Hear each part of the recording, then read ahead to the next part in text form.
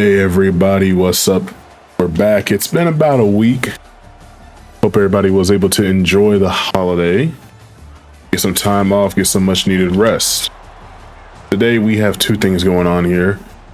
A quick look at the first time that we've ever made a bowl game in this series. One of the first times that UAB's made a bowl game recently since the program has come back into fruition. Plus, we're going to do the off-season today, as right now we're taking on the Texas State Bobcats. They managed to go 6-6, 4-4 in conference. We managed to go 7-5 and ended up 4-4 in conference. We would start things off with a field goal. That gets us moving to start the day. Texas State going for it on fourth down would not get it. We have a goal line stand to get this ball back. We wouldn't do anything with it, and they would try to go for it on fourth down again. And this time they would get into the end zone. We would not be able to put a stop to it 2 times in a row.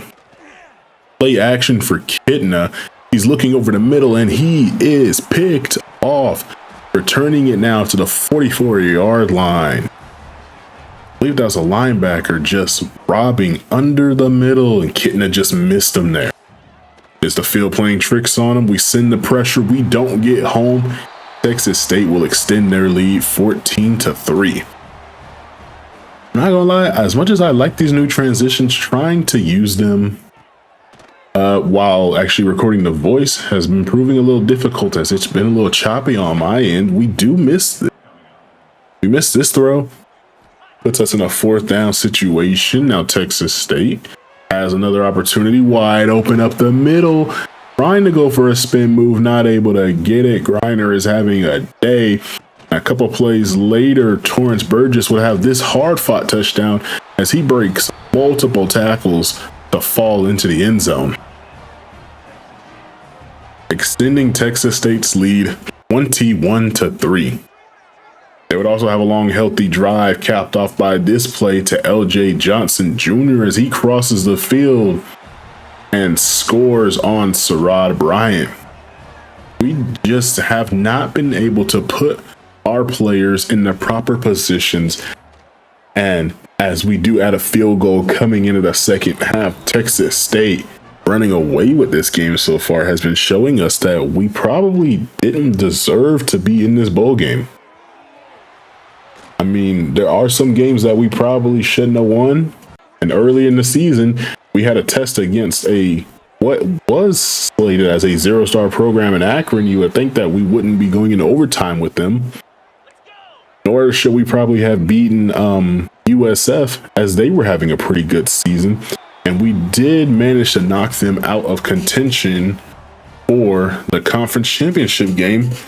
Texas State continues to pile on points. It's now 35-6. They have the ball back again. They've put the backups in, juking out a defender. It doesn't matter who's in that game. We still have our starters, and they are still adding points. 38-6. Texas State, their last game as a Sun Belt Conference member, and they are trying to end it with a bang here as we go for it on fourth down and have it batted away. We do get this ball back after forcing a 3-and-out, looking for Milner and just out of reach.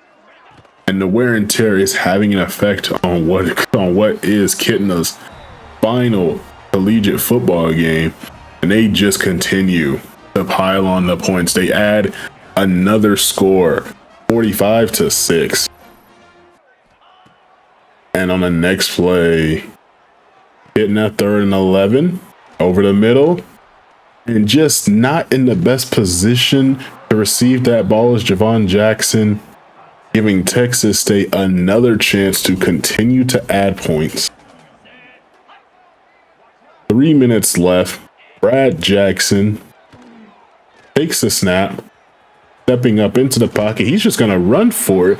No one closes in on him in time, and they're going to say he has another touchdown. That brings the score up 52-6.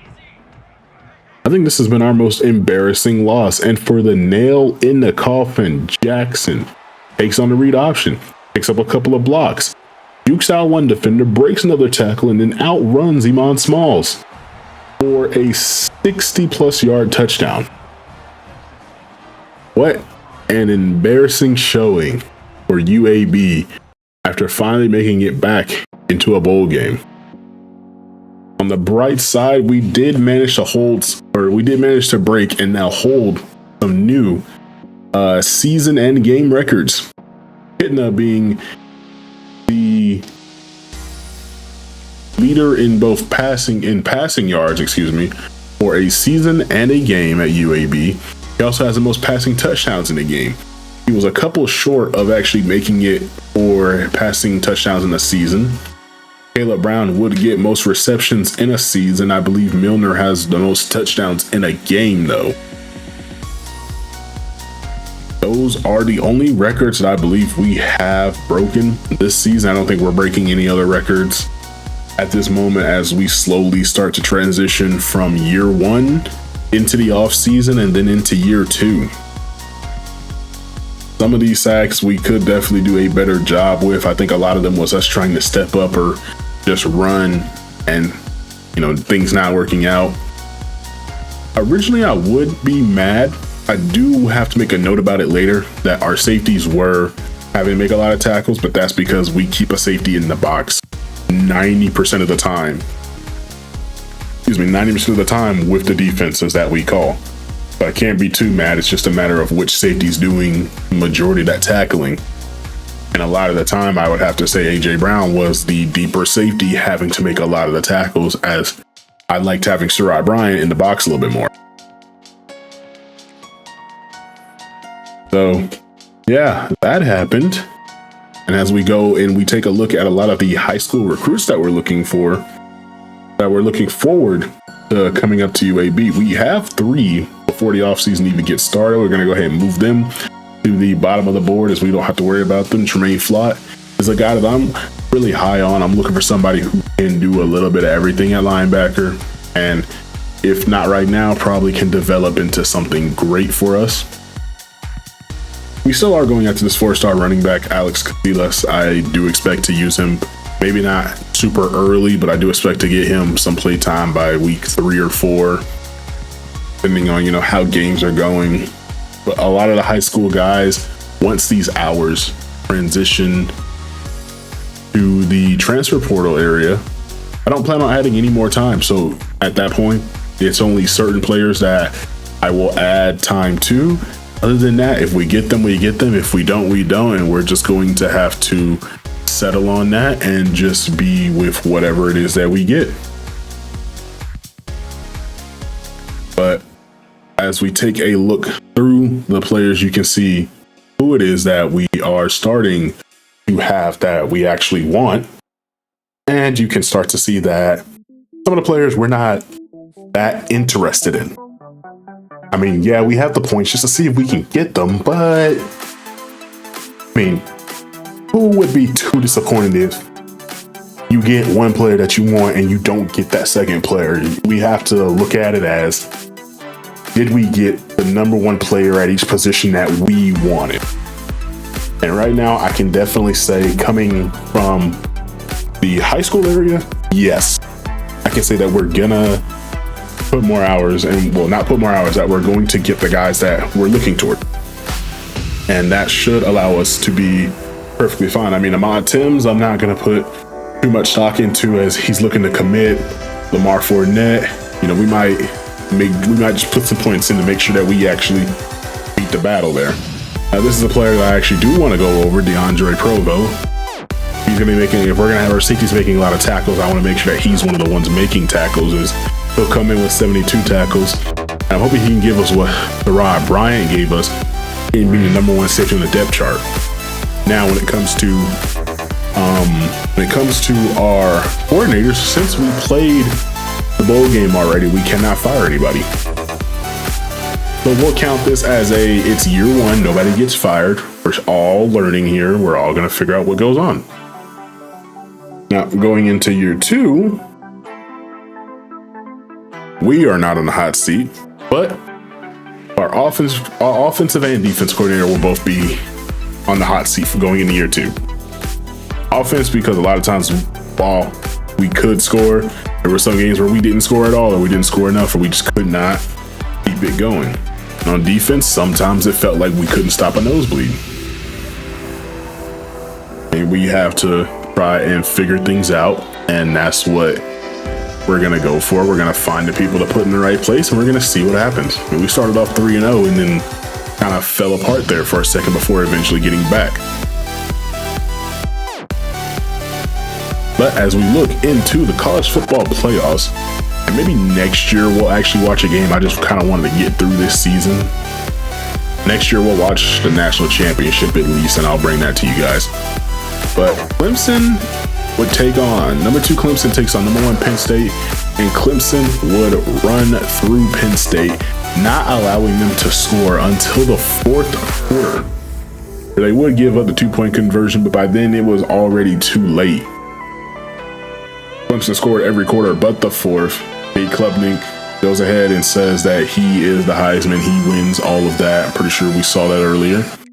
But kind of just solidifies himself as that number 1 draft pick. I mean, he's had a fantastic season, and he's able to cap it off with a national championship as they just put the hurt onto Penn State. Both teams here had really good seasons, but the ACC runs the college football world this year. Hoping that maybe that might be the conference that we can join, as with a little bit of research, I do not believe, even if like from a realistic standpoint, I don't think it would be in our best interest to join the SEC. I don't think that Alabama nor Auburn would particularly, if they had a choice, allow for a 3rd Alabama team to join that conference. I will rule the SEC out, and when we have the chance to change conference, probably going to go to the ACC if everything goes right. Now we have 33 players, including just most of which are seniors, that are supposed to leave.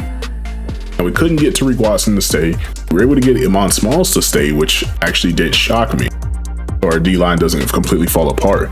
We do lose our best offensive lineman in Rod Orr, and we do lose Bobby Marshall. I was hoping that we kept Bobby Marshall, that he would, develop a little bit more and things would go good. Bringing in Tremaine Flott, he'll be able to sit for a year with no problems. But it seems like, we might have a freshman linebacker starting going into next year. I can tell you that Bobby Marshall does go to Kansas State. We also lost Iverson Hooks. He ends up going to Vanderbilt. That is a step up from us. He does get to go play that SEC ball now. Now, guy I'm looking at here, one of the top 100 players in transfer portal, a center in Roderick Kearney. Pass protecting center, he wants to pass the ball. We passed the ball quite a bit. I think a lot more because we were forced to, but nonetheless, we were able to pass the ball quite enough for his liking. Keon Jenkins, left-handed quarterback from FIU, we're going to show some interest here. We're also going to show some interest in 2 defensive tackles from Georgia. Yes, we're trying to poach any Georgia players that we can. Georgia, Alabama, any of those players, we're definitely going to see if we can get them. I believe if we can get those 2, or at least one of them, we could get a great run stopper, which might help us quite a bit. Marshall was looking at Memphis there, but as I've already said, he does end up at Kansas State, so nothing to worry about there, and we will not see him for the remainder of this dynasty.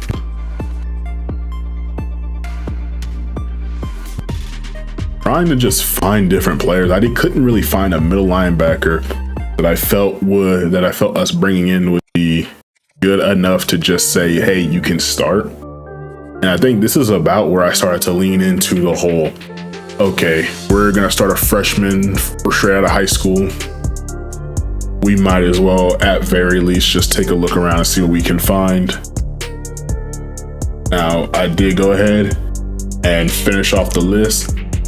We did go after Roderick Kearney, throw a 50 on him, Keon Jenkins. I mean, everybody that we're going after so far, I think we're going to throw either a 25 or a 50. I'm kind of seeing what do we have here. I think he has the skill set that I can work with. I know he It doesn't say he's like specifically dual threat, but I know he can run, and I think that would honestly help us a lot. Just keeps the defense on their toes. Another runner never hurts. Jordan Thomas here, and I know he's also a freshman. I don't know if we're going to get him as he is from New Jersey. He's already looking at Syracuse. It'd be hard to try and keep him into the South.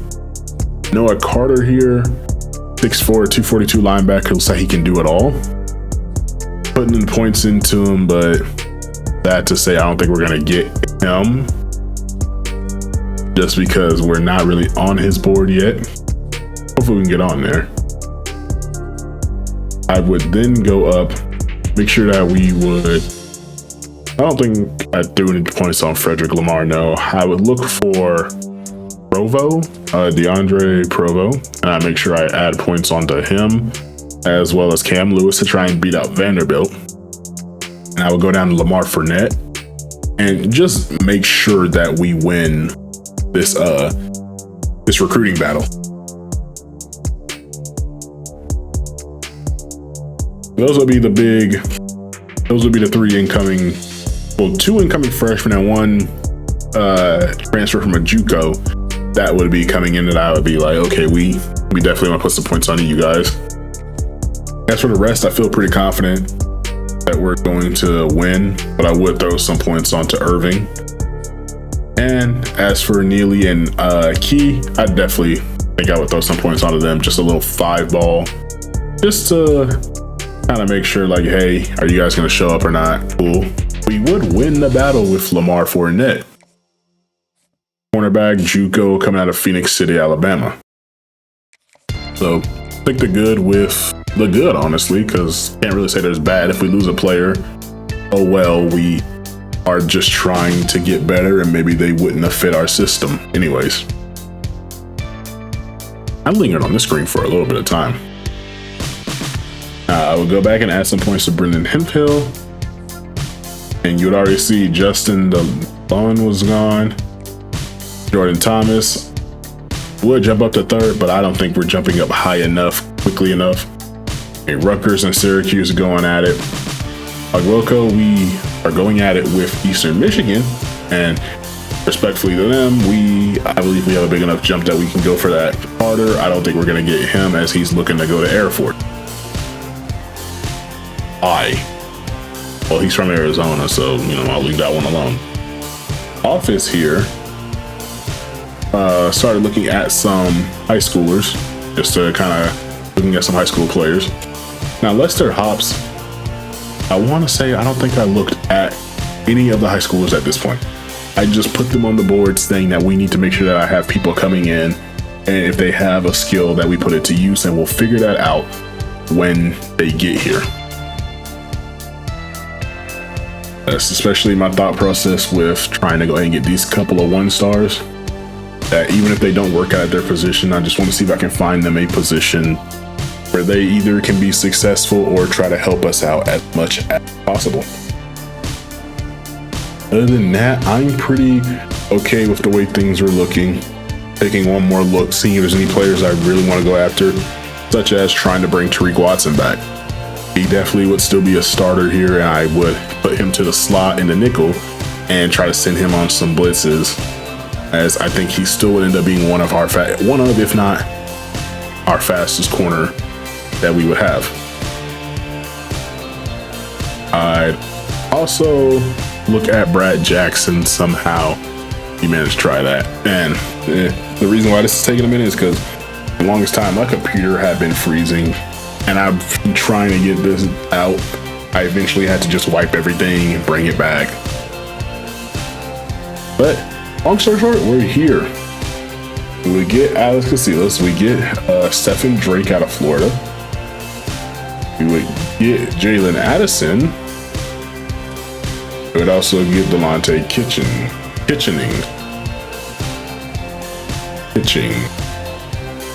DeAndre Provo, the safety that I really want. He's going to go strong safety, I can tell you that right now. Jamal Thomas, he's a receiver. I think he might go to the other safety position. I just want to see if I can get a bigger body that has hands that can play deep enough and just go up and get it. LaMelo Randall. Definitely going to keep him at linebacker, as I believe he has the size for it. Keenan Sorsdale, we need more corners, so we're going to continue to go after that. Andre Key going to middle linebacker. Johnny Neely, another free safety for us. Caleb Massey, another middle linebacker. Lester Hobbs, another middle linebacker. We were really just kind of trying to fill out the roster here at Letty Office. Edge rusher out of McDonough, Georgia. Donis Davis. I think this is where we start bringing in some transfers. We bring back Tariq Watson. We get Keon Jenkins, so we have our quarterback for the year, it looks like. We also got Brad Jackson, just in case things don't work out with Keon Jenkins. We got Roger Kearney, so we have more pass protection. And the crown jewel right now, for me anyways, is Nnamdi Ogboko. I really wanted this guy. Looking around like in the 90s of block shedding, I needed a nose tackle. He fits the description of a nose tackle. Because anybody, if you don't know, your 4-2-5, your base defense is nose tackle, D tackle one, then your left edge, your right edge, as we're still having some people come in here. I want to have somebody I could really trust to just anchor at the nose tackle position and just be there for us and still be able to provide some pass rush. Now, we'd only bring in one 4-star transfer and one 4-star actual high school recruit. We would bring in 29 commits total, putting us to the 47th draft class, behind only Tulane in the American. And we weren't even that far behind them, but they did manage to bring in 6 4-stars. Majority of our players were 3-stars. We also brought in some 2 and 1-stars. Now, when it comes to trying to see what developments we are rocking with here, Jalen Addison, oh my lord, that is elite development. He's a gem. And we moved him to tight end. We changed position and everything. He's best fit for what I'm looking for will be a tight end. Probably could have went after Colin Boren a little bit harder because he has star development. Cameron Lewis got moved to safety. DeAndre Provo went to strong safety. He's a star, so he'll definitely be getting some play time. We got some impacts and some normals here. As we're rolling down. Not surprising, the 4-star center's a star. Got impact on the D tackle, Caleb Beasley, cornerback transfer. He's got some good development. Lester Hobbs is down to normal. Tariq Watson, not surprised, he's at impact.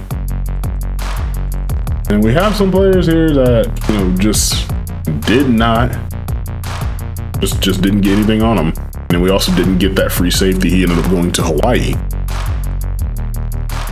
So, as it shows you guys the developments here, the next video will be us taking on a rival, which surprised me, in Troy. I hope to get that to you guys as soon as I can and pray that the computer doesn't have to go through anything else for me to be able to do that for you guys. Other than that, I will see y'all in the next one. Thanks for tuning in, and I'm happy that I could get this out to you the correct way and not make it choppy. Thank you for your patience, and thank you for tuning in. I will see y'all in the next one as this plays out.